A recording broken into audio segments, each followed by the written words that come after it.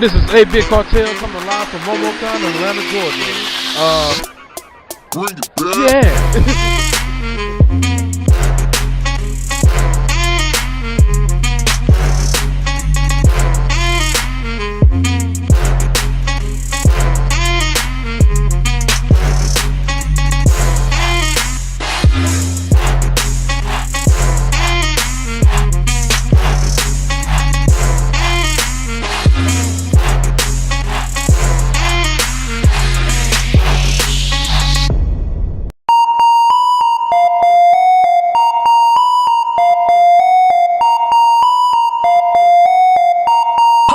Holy shit!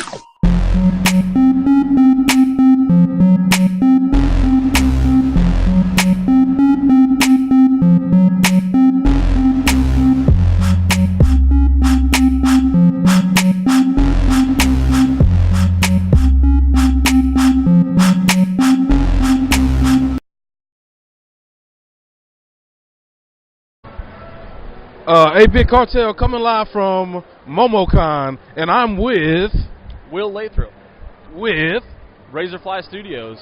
well, Will, I like that. So what exactly do you do here? We find and restore cars, and once they're restored, we try and make them into as screen-accurate movie replicas as possible. For example, the seats in Bumblebee here, we found one of the screen-used cars in Gatlinburg, Tennessee, and we've got it down to the same material in the fabric and down to the measurement of the stitching is how accurate we go in the getting these screen-accurate. How? One day at a time. Lots of pictures, lots of measurements, and a lot of time putting into them. Okay. So how big is collection get? How big is your collection? We have these three cars here, the DeLorean from Back to the Future, Barricade and Bumblebee from Transformers, and then at home we have a Jurassic Park Jeep. Okay. We have... no, this is a friend of ours, Jimmy's. Ours is at home. It's the number 18 Jeep. Then we have the Bluesmobile from Blues Brothers. All right. And we had a 1965 Chrysler Imperial. We were going to do the Black Beauty from Green Hornet. Okay. Yeah. And we had two 1960 Chrysler Imperials. We were going to do the Ecto 1 from the original movie. We just didn't have time, so we actually let those escape our collection. I can dig it. So how many cons you been to? Me personally, I've been to a couple Dragon Cons, and this is probably my third MOMOcon. What's the weirdest thing you've seen at a con or happened to you? A mirror. A mirror? A mirror. A mirror? Yeah. Okay. No, there's been some weird stuff, but no, it's been pretty calm. All right. Do you have do's and do nots of cons? Don't touch what you're not supposed to. Simple as that. Simple rule? Simple rule. You heard it here first. Well, thank you, man. No problem. Wait, I can't shake. Bam. Ugh. Thank you. No problem. The scouters say about his power level. It's over 9,000. 9,000. Over 9,000. 9,000. Over 9,000. 9,000. Over 9,000. 1,000. Over 9,000. 9,000. Over 9,000. 9,000. Over 9,000. 9,000. 1,000. Hey, this is Bo live from MOMOcon with Jax Blade, your friendly neighborhood. from the YouTube Jax Blade. Tell people about what you do. All right, so what I typically do is, what I take is anime, comic books, video games, all these characters, and I like to base them around fitness stuff. So what I really love, because when I was a little kid, I always just looked at these characters and was just inspired by them to be like, oh, I could be better too. And like the fact that like some of them actually train to get better, that just motivated me so much that you're like, okay, you could like work out and get stronger and be better, and you may not be cutting mountains in half, but you can still be the best you possible. And that just inspired and motivated me, and I just found a way to like share my love and passion with my YouTube audience, and it's been doing pretty well so far. Yes, it has. Like our professional. I personally like the Iro workout myself. Oh, thank you very much. That one was fun. I bashed my head in that one. Like I got a nice gash on top of my head. That was a good one. Good thing to have to hide it, Exactly. Yeah. So how many cons you been through? You're a con enthusiast? Honestly, this is my first anime con ever, to be honest. Like, I'm being real. Like, I usually go to some conventions that are local with my friends, like Saber Spark and Paler and all of them, because, like, we're just good friends. We hang out together. But I don't usually go to... This is my first massive con. I'm just, like, blown away. Like, there's so much stuff to do, so much stuff to see. There's so many people to meet. It's fantastic. I'm loving it so far. You've been to a couple of them, so give me your do's and don'ts of a convention. Okay, do's, I gotta like go down to the vendor hall and control myself, but I'm gonna like definitely get some stuff. I gotta go hang out all the panels, go around and just see a bunch of people. Don'ts, I make sure, this is sort of a do. No, I take it back. Okay. This is a do. I wash my hands constantly because I love people, but some people like go, Jax, and I'm just like, okay, yeah, I need to go wash my hands. I need to go. So I wash my hands consistently. So I always wash my hands before eating. So I don't wash my hands. I do wash my hands. I don't not wash my hands. I don't not wash my hands. I eat food. Well, I wash my. Yeah, that's what I do. I can dig it. Oh, hey, anything in particular that you want to talk about that you probably ain't had the time to right now? You want to say? No, I'm just right now. I'm just on vacation and I released a book recently called Project Deku. Basically, it's a course for All Might's Aim to Pass the American Dream Plan from My Hero Academia. I made a real life version of that because I've been a personal trainer since 2010. Like I went to college for it and all that stuff. So that's on my channel right now. If like anyone wants the link, you can just go to my channel, Jaxblade, and there you go. Project Deku. Like it'll make you super. Just saying. All right, that was another one of my questions, but now you got to say something different. If you have one book, you be like, you had infinite of this book, or any piece of media, and you would share it with the world, what would it be? I don't think it's legal. I can't say that publicly because it's like really dirty and fluid. But I'm just you can tell me later. Okay. A book, I guess, that I would share. Honestly, if it was just a book to help people better themselves, would be Arnold's Encyclopedia of Modern Bodybuilding, because that book has everything. If you're trying to just be healthy, fit, whatever, just like you don't have to bulk up. Yeah, so what's a nigga? Come on, boys, you have to believe me. I'm at the anime convention. I found a creature with dreadlocks and I was like a spider. It was crazy to get about me. I was like, oh, come on. Yeah, it was stuff like that. But I would definitely highly recommend that book if you're just trying to be healthy or fit. Like it has so much information, knowledge. I learned so much from it when I first read it. That's dope. All right, this is going to be my final question. Okay. What is your signature dance move? What's that? Ooh. And then you like pop lock it and then you just... Ooh, damn. The Terry Crews thing. I can dig it. Bitch. All right. We signing out. Peace. All right, peace out. Keep calm. Booyah on. Don't forget, Momentai. Have a good one. I hope you enjoy the con. Like my friend.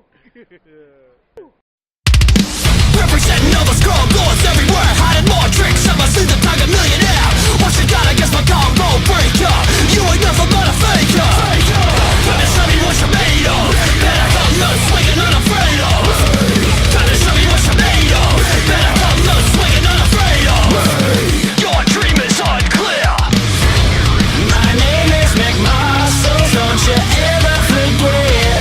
I'm the king of the strong style, the coolest of kids. I promise you nothing and deliver less. I said my name was We're live from MOMOcon, talking to Matt McMuscles. Yes, this is Matt McMuscles. You can tell. Big and strong. Not really, though. Nah. Matt, aka the Swisher, one of my favorite YouTubers. Well, internet personalities. Let's say that. Okay. Let's say that. Yeah. You're into a lot of scares pop culture stuff and things like that. Like I'll be talking to my friends about Street Sharks, and they be like, "Yo, I don't remember that at all." And I really appreciate this. So my first question: Street Sharks versus Extreme Dinosaurs. Which one you got? Street Sharks. Extreme Dinosaurs came too late. Like that was late 90s, and the Street Shark army completely outnumbers the Extreme Dinosaur faction. So we have the numbers. So I give it to Street Sharks. Yo, let's do. You've been a part of my childhood. With your work with theblackgoku.com. Yeah. Okay. Like you don't understand. Like people will collect pictures. Yeah, like really, like people will have folders and they'll just print out pictures like they're collectible cards. It was dope. So what's the new pop culture thing that's like stuck in your head? I remember like Face Off was like they had a big arc, Like, what's the thing I'm gonna keep repeating for a while now? Yeah, I love it. I'm pushing Congo. I'm pushing the movie Congo. Yeah, from 1998. I don't know. It's like when there's these like albino gorillas in the Congo and they need to get the diamonds. But the gorillas are protecting the diamonds, and they have laser beams, and they saw the monkeys in half. I would have hoped this is animated. No, it's not. Yo. No, it's based on the Michael Crichton. It's loosely based on the Michael Crichton novel, and it's awful. But that's what I'm pushing right now. That's what's currently like running around in my head. I love it. I don't. If you were to offer anybody a book, you say you had like an unlimited amount of any media, like a comic book, a book, or a movie. Don't say Congo this time though. What would you hand out? What would you make rain on the populace? Ooh, that's a good one. I would rain down the comic book run that Marvel had when they had Godzilla. They had the license for Godzilla in like the late 70s, I think. And that is a comic book line that I would love to rain down on people right now because it's the Avengers, which are kind of hot right now. Some people know them. The Avengers can't beat Godzilla in this. And Mr. Fantastic is there too, and he's like, why can't we beat this thing? What the fuck is this? Why is it so strong? And like the Thing and Thor is like, I just can't handle this giant monster, and I don't understand why. So that's currently my like. People need to know about this because it's a bit of a forgotten piece of Godzilla media that some people are not going to be aware of. And like again, the synergy of the popular Avengers, it works really well. So also notice the Godzilla shirt. No, yeah, please notice me. Final question: what's your signature dance move? I just got the white guy. I just got the dice roll. The dice roll. Got the dice roll. Yeah, that's all I got. All right, thank you, Matt. That's what a sad question to end out on. Oh well. No, perfect. I don't want it any other way. Oh, okay. All right. Thank you for chatting with me, Matt. No problem. Thanks for having me. All right, we're signing out.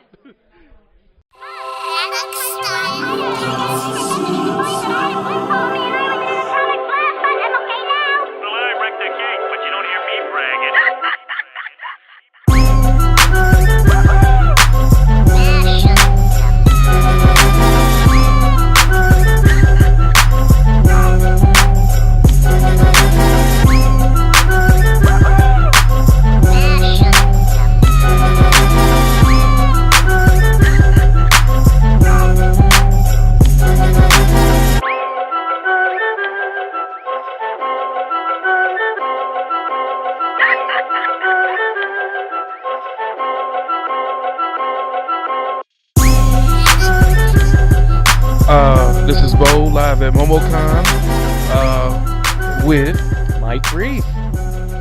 the illustrious Mike Reese, writer, voice actor, No, I'm not producer. a voice actor. No. Everybody thinks that. Yeah. Now, I've been writing for The Simpsons for 30 years, and I created the show The Critic that at least people here seem to like, and I've worked on a lot of animated movies, all the Ice Age movies and Minions and those kind of things. Yeah. You've been in the industry for 35 years, maybe? It's been good to me. I mean, 30 of those have been at Simpsons.